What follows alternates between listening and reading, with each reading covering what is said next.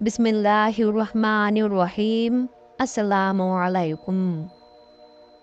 फ़तह मक्का के बाद का जिक्र है कि एक मर्तबा हुजूर सल्लल्लाहु अलैहि वसल्लम को एक ख़त मौसूल हुआ।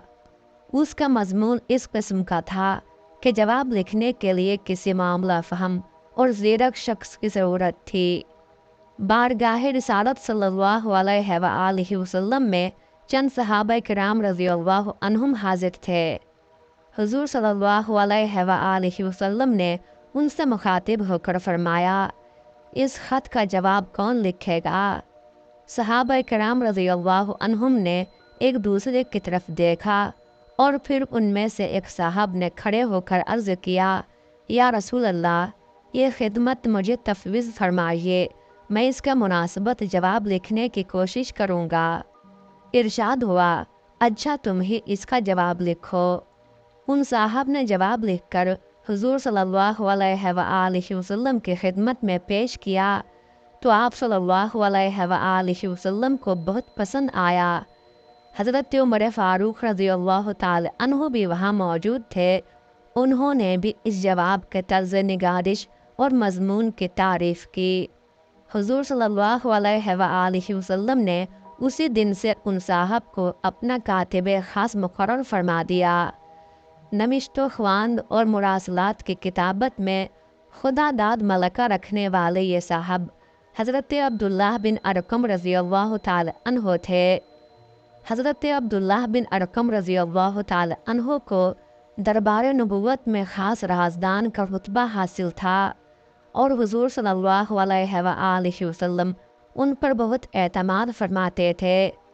उनका ताल्लुक़ कुरैश के ख़ानदान ज़ुहरा से था।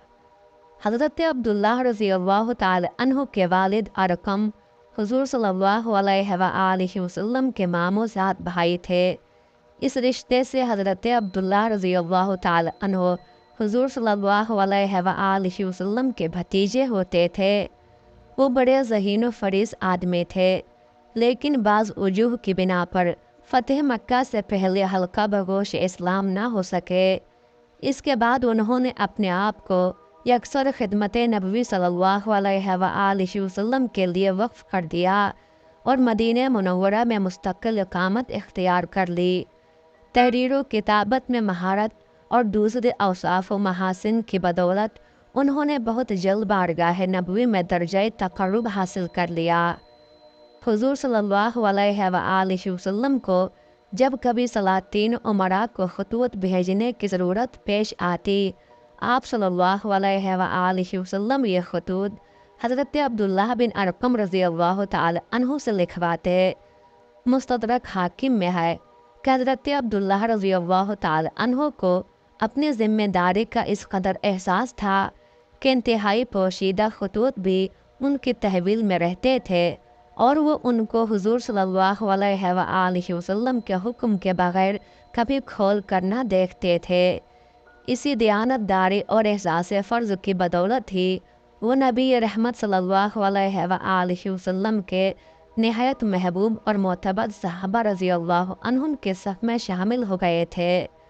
हुजूर सल्लल्लाहु अलैहि वसल्लम के विसाल तक वाप सल्लल्लाहु अलैहि वसल्लम के तमाम मुरासलात की किताबत का फ़र्ज़ नहायत हुस्न खूबी से अंजाम देते रहे। 11 हिजरी में हज़रत अबू बकर सिद्दीक़ रज़ियल्लाहु ताला अन्हो सरीर आराय खिलाफत हुए तो उन्होंने भी हज़रत अब्दुल्लाह बिन अरकम रज़ियल्लाहु ताला अन्हो को किताब मुरासलात की खिदमत में बहाल रखा। हज़रत उमर फ़ारूक रज़ियल्लाहु ताला अन्हो का दौर खिलाफत आया तो उन्होंने हज़रत अब्दुल्लाह रज़ियल्लाहु ताला अन्हो को किताबत की खिदमत के अलावा बैतुल माल की निगरानी का काम भी सौंप दिया। मज़ीद बरा उनको अपनी मजलिस शूरा में भी शामिल कर लिया। अल्लामा इब्ने असीर रहमतुल्लाह अलैह ने उसूलुल गहाबा में लिखा है कि हज़रत उमर फ़ारूक रज़ियल्लाहु ताला अन्हो उनका बहुत एहतराम करते थे। एक मर्तबा उनसे मुखातिब होकर अपनी खुशनुदी का इजहार इस अल्फाज से किया कि अब्दुल्ला, अगर तुमको सबक़त फ़िल इस्लाम का शरफ़ हासिल होता तो मैं किसी को तुम पर तरजीह न देता। हज़रत उस्मान गनी रज़ियल्लाहु ताला अन्हु مسند نشین خلافت ہوئے تو حضرت عبداللہ رضی اللہ تعالی عنہ حسب سابق کتابت اور بیت المال کے خزانچی کے فرائض انجام دیتے رہے، لیکن کچھ عرصہ بعد ان عہدوں سے استعفیٰ دے دیا۔